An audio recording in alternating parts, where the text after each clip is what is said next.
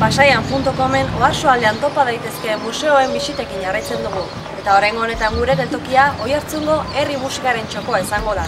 2002. urtean ireki zituen ateak eta geroztik jende ugari pasa da bai erakusketa zein dokumentazio zentrotik. Baina sar gaitezen barrura, berari buruz gehiago jakiteko.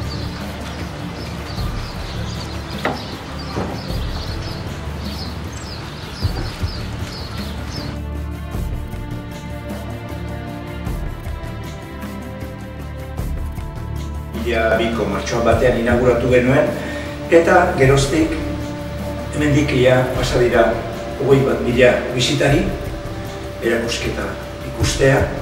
Beste alde batetik ehundaka izan dire hemendik pasa diren ikertzaileek edo ikasleek lan bat o bestea egin behar zutela eta gure dokumentazio zentroa konsultatzea.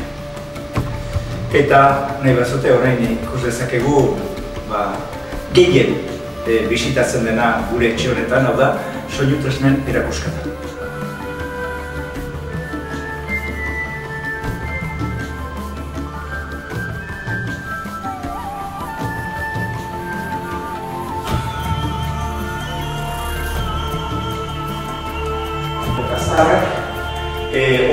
Horietako bat, Gipuzkoan izan dugun azken albokarren familiko alboka bat, Gorrotxategitarren alboka, Zegamak ziren albokari hauek, eta horrein dela gutxi familiak ekarri du pieza hori oso pieza berezia dela.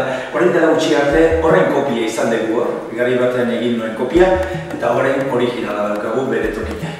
Eta gero, hor daude ondoan, Bizkaiko bi alboka mota bat Eugen Etxeberriak egindako eta bestea gure artean albokari ospetsuenetako izan den Txilibrinek egindako.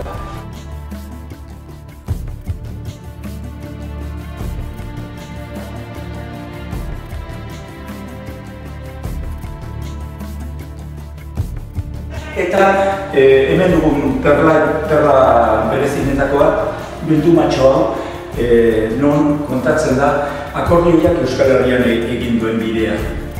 Alde batetik, 19. mendeen bukaeran Gipuzkoako Goierrialdean sartu zen filarmonikoitako bat, txikietako bat, diatonikoa.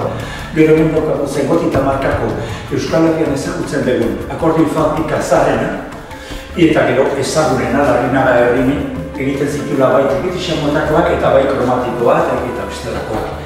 Hauek 1990 hamarkadan banandu ziren Larrinaga Donostiagia guzen eta Herrini izan dut.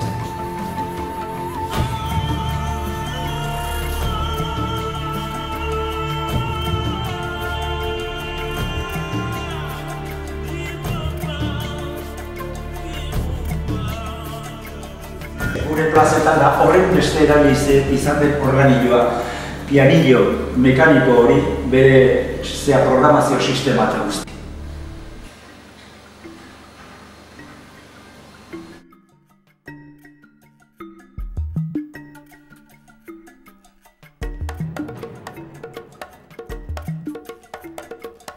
Adibidez hori burruna, Oiartzungo aurrek erabiltzen zutela jolasteko,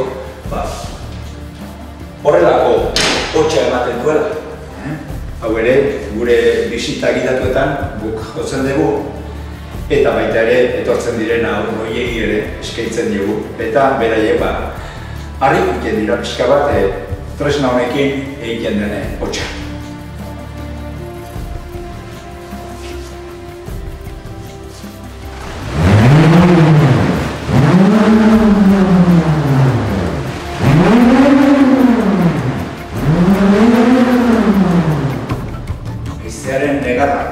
Esaten diote otxoni, esaten zioten otxoni, zaldiri eta ameztera eta inguru.